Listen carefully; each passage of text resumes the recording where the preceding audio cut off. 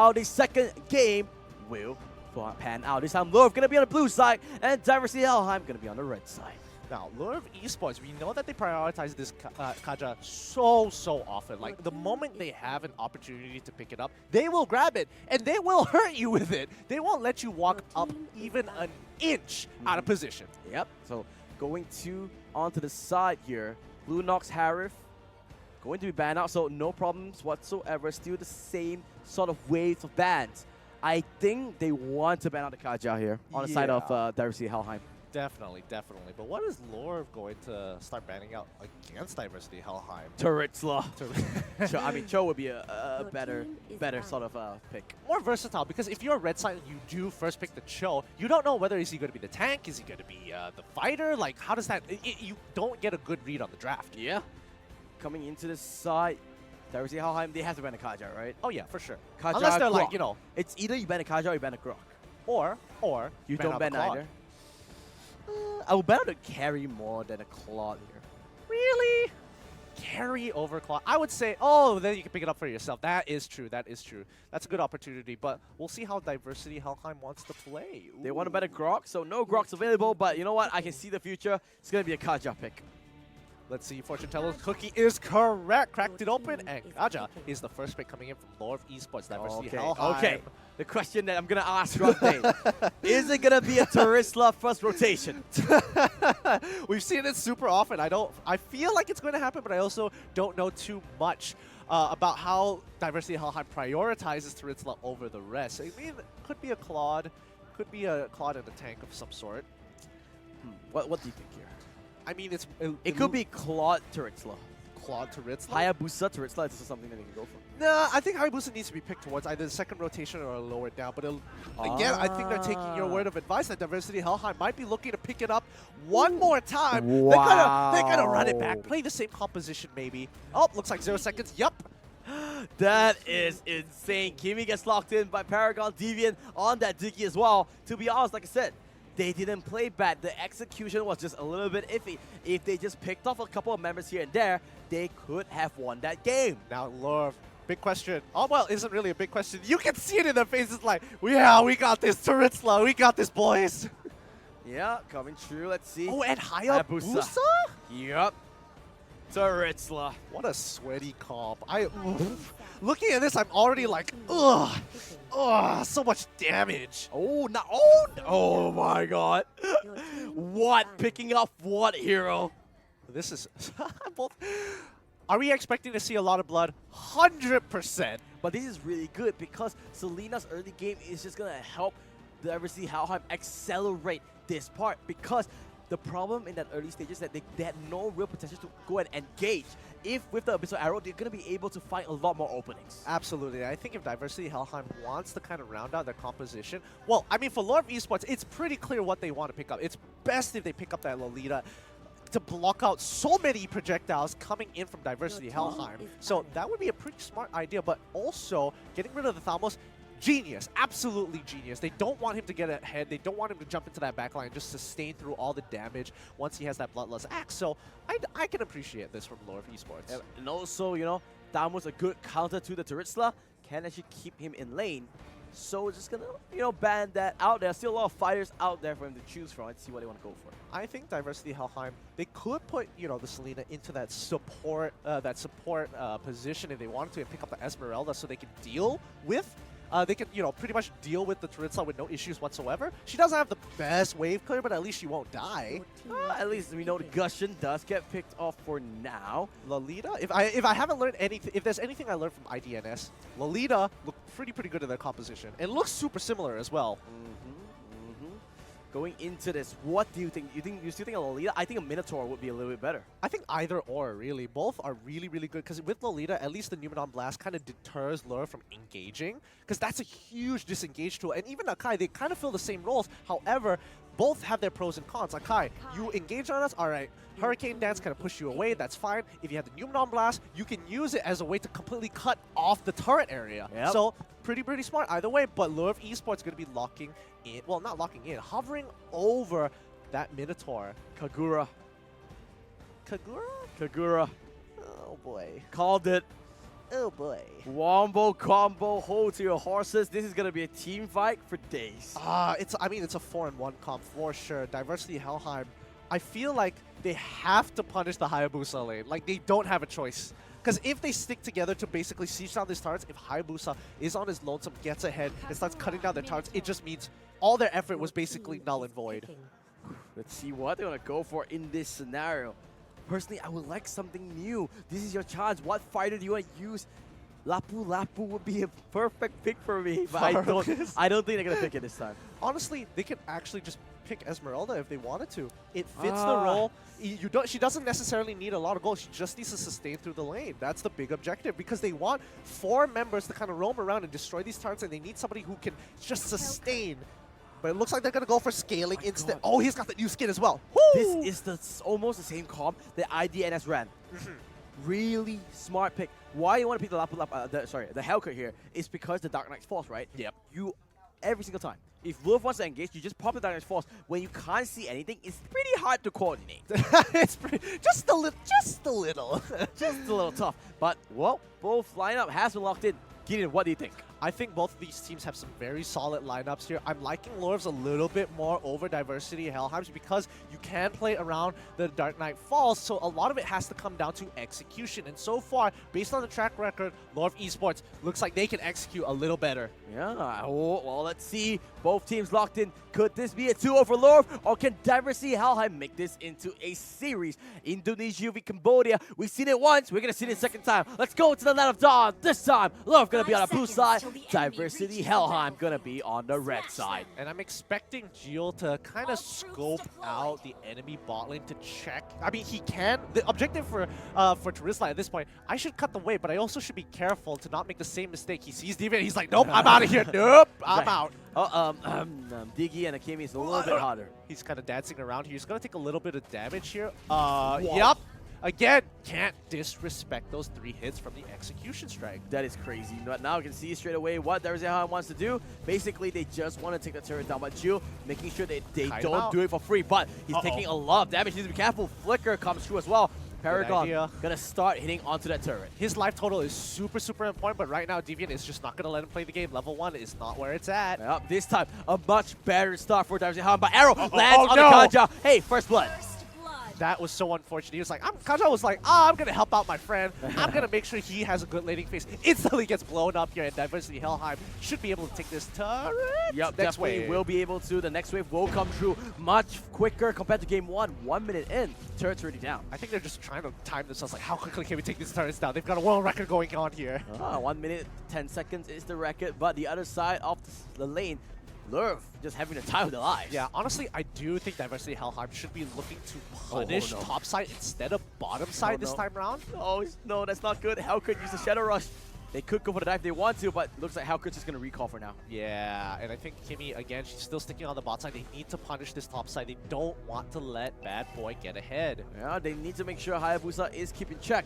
They do have the lead, the slimmest of lead at the moment, but they don't look like they're going to punish Louvre at the well. It doesn't look like they want to take the major objectives, but so far, 3 seconds until Turtle comes back up. I think that's going to be where priority is at, but level 4 on Watt, this is a little scary here. Oh, Marsha taking a good beating. They need to be careful. You're only level 3 as well. Don't have the Minion Fury active just yet. You can see they're letting Hellcut farm because he just needs the Dark Knight Force to contribute to the fight.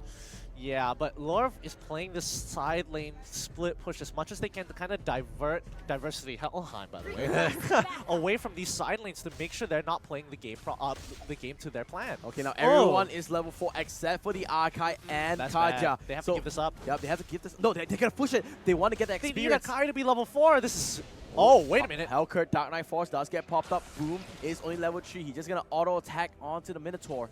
Gonna back off for now. They're buying a bit of time so that Arkai can at least see level 4. Time Journey available for the Diggy now. They just need one. Oh, this is gonna be big. They're trying the time. You can see, boom, his EXP meter just so slightly off. They're still buying the time. He's level 4, he's level 4, but Kimi's in a really bad position. Does pop the sprint there, Paragon. Will be the walk away scot-free, but now Minotaur just annihilates the kid. Selena, Deviant, Time Journey a little bit low. Here goes Hurricane Nuts is there, but look at Louvre. Oh, their backline is super low. They need to be careful. Paragon just free heating up for days. Gio can act. Oh no, I think Gio already used the penalty zone. Oh, the ultimate there. Oh, Paragon.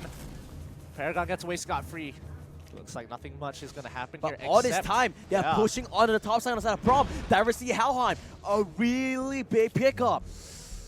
Wow. I'm really surprised because Diversity Helheim played that absolutely genius. They were basically playing a 4v5 the entire time, didn't lose any of their members, got very close to killing somebody, but got so much pressure off of the top side. Looks like the game plan is still in effect. Yeah, but Bad Boy still getting that farm, and now they're finally going to converge onto this turtle as they know that at least that Hayabusa is on top side. It will be a 4v5 at best. So they're going to just take it and now transition into the mid lane. Yeah, Lorv is a little slow. It looks like Diversity Helheim has some really... Masha. Oh, wait a minute! And the Diggy gets caught out. I know, they get another one. Akai is caught into fruition. Abyssal Arrow gonna land on the Kaja. One penalty, don't land on the two. Time Journey will come true. Will be able to go for it. Meanwhile, I'm not sure Hellcut is down for the count. Yeah, Hellcut really can't deal with this Hayabusa as of right now. Bad Boy is just so far ahead. Level 7 to level 6, not to mention I'm pretty sure Bad Boy already has his first item as well, so not looking too good. Well, Abyssal Arrow gonna land onto it, but the Retribution from what will secure that Gargoyle. Lorv starting to ramp things up. Yeah, and right now Lorv is playing a great game, and I think Diversity Helheim, they've got some really great fundamentals overall. Like, they know exactly what they want to do for this composition. He knows what he wants to do in this team fight. Hurricane Dance will put him against the wall, but he is behind. Rage Form is active. You're not going to let it rip just yet. Dark Knight Falls has timed out as well. You're not going to let it rip just yet? Oh. Technically correct. Technically correct.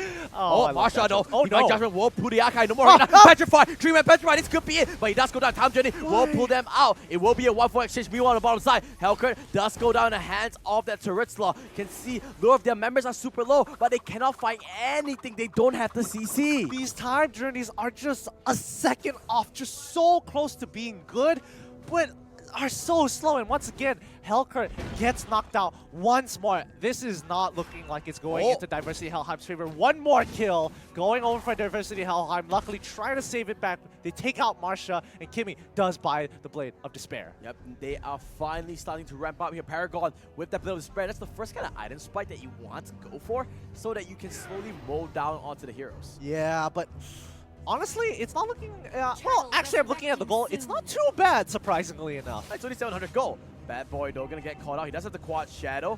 Yours there, you know, just for tag team, just say, don't worry, boy. I'm here to help. Yeah, really well played by Bad Boy there. He walks out of the time reversal just so that he can use the quad shadow later on. Doesn't get yoinked backwards when he uses the quad shadow. If he uses the quad shadow first. Oh, it looks like they want to go for a fight here. Dark Knight Force will come true. West the Petrify lands the stun. That's good. No minute of Fury, but look at her. Everyone just gets dragged up. They never see Helheim. They're a little bit scared. Hurricane does land on the two. Bad Boy. Penalties lands onto one. That's the main carry, and he is down. That's a 2-4 exchange. Jill trying to look for a little bit more, but he's going to back off. Minotaur did go off, but they took the Selena and the Archive together with them. Really nicely done by Jill, going for that backline, making sure those carries don't push forward, because if they did, I think Watt would have been Watt from Lurv would be a lot more trouble, but Lightning Truncheon is a great pickup coming in from Selena there. He has a lot of damage output, but he has no survivability. And the problem with the Selena is that he wants to use Garrett into the backline to use that Soul Eater to do more damage, right? But if he does that, hey, Ju is there at the penalty zone. Minion Fury from Yor, maybe even Masha, with that Divine Judgment, he needs to be careful. And not to mention that the main carries from the side of Lorv does have some mobility abilities. Wait, do they want to go for this? No, they need to be careful. Yor is the front line. Oh, Divine Judgment is there. There goes the Time Journey. Boom. Trying to look for an escape here. Diversity Helheim very split off. But, oh, do they get anything? Bad Boy comes in. Quad Shadow. Shadow kill. They need to split the mins on that. Penalty zone with a dog. They just get two wiped off them. Face off the earth. RNG is definitely on the side of Lurv. I mean, 1 hit, 3 targets? Man, that is unlucky. Unlucky, but sometimes you just need to be a little bit of luck to help you end this game. Lurv definitely in the driver's seat now. Yeah, they've got a very clear lead here. Can Diversity Helheim? Oh, they want to go for this, but look at the damage! What just annihilated that Hellcat, and he just had to look at his health bar and go kaboom. But now, finally, the arrow does land. What will finally fall? Divine Judgment a little bit late. The Selena gonna go a little bit more. Does have to steal. He gets the stun. Another one. Petrify. Hurricane does. This Minotaur is not going anywhere. Hayabusa is just gonna join the fray. Time Journey comes true. Shadow kill not gonna be split. There goes the Abyssal Arrow. They do finally get out the Minotaur, but they will be the back of Jill.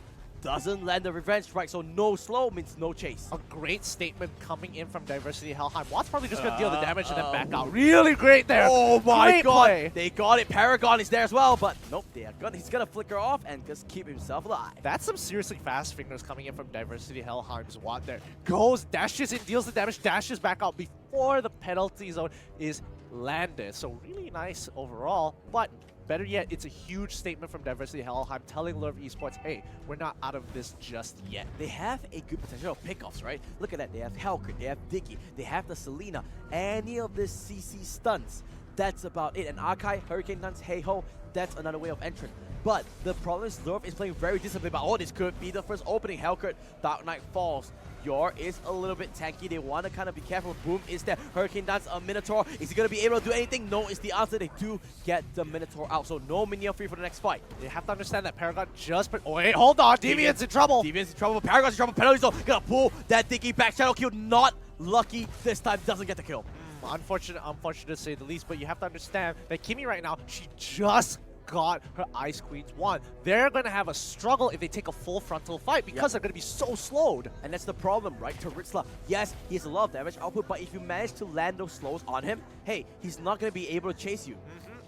Mobility is the name of the game here as Diversity Helheim look to play their game a little bit more, but kind of struggling to get these turrets faster.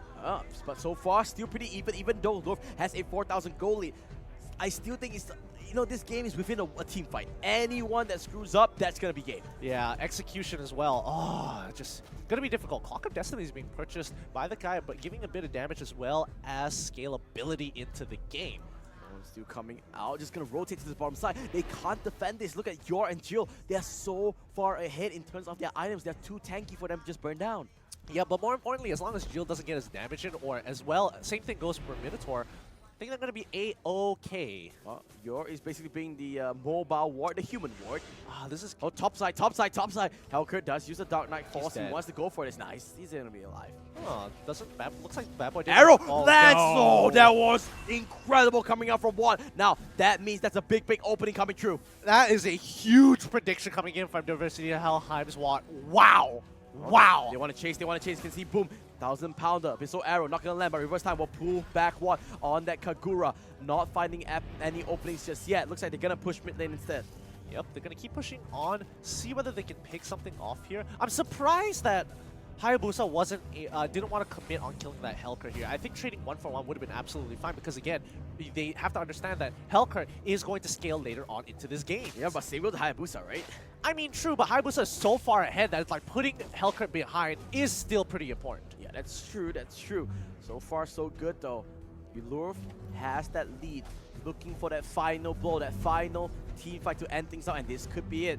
Jill into the back line. This could be the flank that he was looking for. There goes the penalty zone. Deviant forces out that Dicky ultimate. Divine Judgment does pull onto Boom. Boom, not enough mana to use that Hurricane Dance. This is a big problem. He does interact him back, and Terrorista will pick up a kill. Minion frame, that's on 2, and this could be a double kill. Make it another one. That's 3 members down. Helker does get the mid-turn, but that is not going to be enough for Diversity Helheim. That was really huge fire. That Flicker, Meonian Fury, so well done. Catches quite a few members of Diversity Helheim and really just turned the fight into their favor because I thought they could keep kiting it backwards and maybe sacrificing one person for a turret. Not too bad in my books, but man, losing 4 for that? Oh, definitely not worth it. Yeah, they need to regroup and rethink what they want to do. Blade of Despair done for Bad Boy. Watt on that concentrated energy. Louvre on track to just finish top spot in this group. Yeah, as Watt is going to be taking the buff as the rest of the team of Diversity Helheim. They're not too far behind. 6K compared to what they were in the previous game where mid-game did not go in their favor. We're moving slowly into the late game here, and we can see the items built by both of these teams. Yep, and they're waiting for the Lord, gonna march down into the mid lane with his almighty maze. 5 members of Diversity Helheim gonna walk into this. Let's see what can they do. Looks like they're gonna group up here. They want to force a fight. Yeah, they want to force the fight here. Hayabusa going in. Paragon, look at the damage! That is not a lot of stream, and he's gonna go for more. He's just opened up the mat all by himself. He says, team, what team? I'm gonna do it all by myself. Bad Boy just showing up. They don't have the minions, but they're definitely wait for the next wave. Jill just making sure nobody comes through. Visual Arrow gonna land onto the Hayabusa, but doesn't matter. They have the crystals on their side. They can't go for the end. Penalty zone lands on the wall. He wants the end. Execution strike. One more hit's gonna be in, but Prob doing what he can. They do clear the minions. The minion face says, you are going nowhere. He kicks out the Helka. They get the team white, and this is gonna be Louvre taking it 2-0. Oh, this is going to help them secure that top spot here, so congratulations to Louvre Esports. Look at those happy faces. Gonna be happy. A little bit of fingers gestures here and there. High fives all around. And that's how you secure top spot. Congratulations, Louvre Esports. You are going to join the likes of Archangel and IDNS. Woo! These guys got to be happy with themselves. I mean, they didn't exactly complete, have the greatest run. They didn't make it, they didn't be the champions of their region. However, they are showing a very strong performance here at the MSC. I can see it coming true. Thursday Helheim a little bit beaten up onto this. They played well, but just not good enough. You can see small, glimpse of good play here and there, right? The good engages. At least they're still in good mood, high spirits, but unfortunately just a little bit fell short. Correct strategies, just it really came down to execution there. Really, really did, and I think the experience coming in from Louvre is definitely showing. Yeah, I can see this end game stats.